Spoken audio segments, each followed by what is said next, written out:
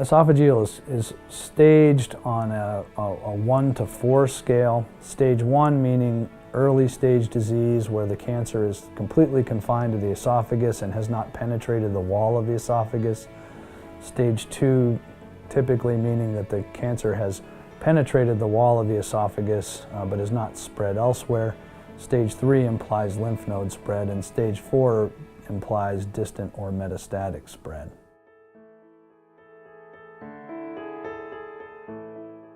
If you've been diagnosed with stage 1 esophageal cancer, it is most likely that your treatment will involve only surgery. Surgery can be difficult for patients with esophageal cancer because of the location of the esophagus. This surgery often involves taking out a portion of the esophagus and moving the stomach from the abdomen up into the chest. This means a couple of things. One, it means that the surgery itself can be fairly dangerous. It requires incisions both in the upper part of the body and the abdomen. Some centers can do these surgeries either laparoscopically or robotically, although that is still not considered standard at most institutions. Secondly, this means that there is a relatively high chance of complications.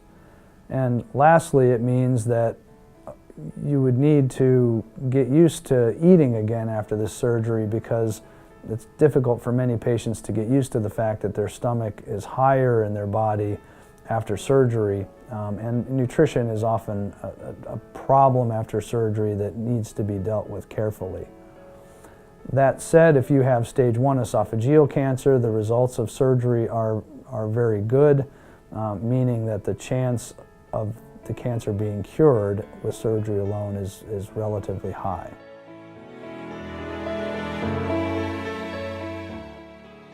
If you have stage 2 esophageal cancer,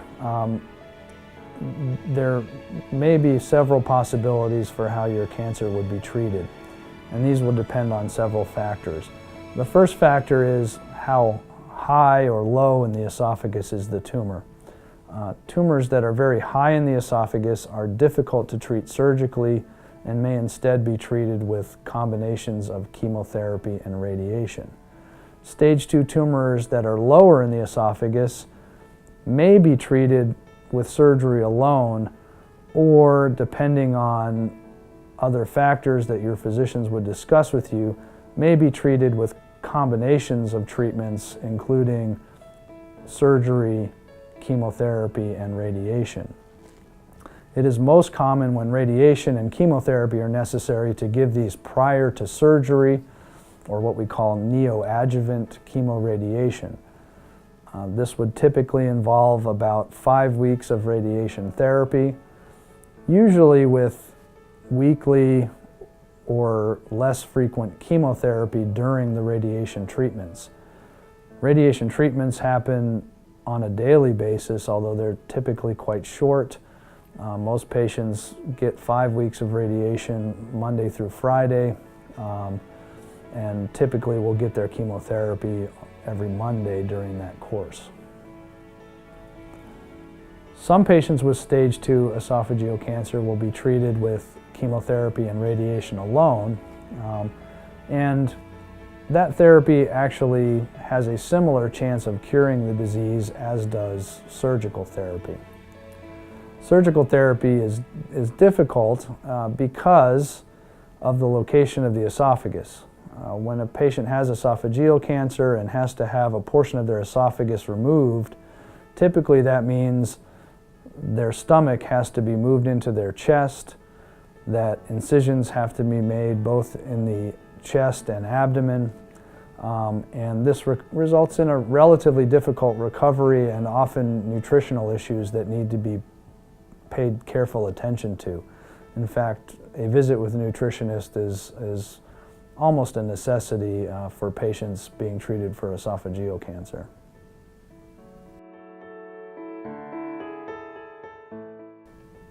If your doctor has told you you have stage 3 esophageal cancer, this means that the cancer is either locally advanced or has spread to local or regional lymph nodes. The treatment for stage 3 esophageal cancer is very similar to the treatment for stage 2 esophageal cancer, meaning that most patients will require combinations of treatments, including chemotherapy, radiation, and surgery. Our preference is to give chemotherapy and radiation at the same time, usually followed by surgery after recovery from radiation.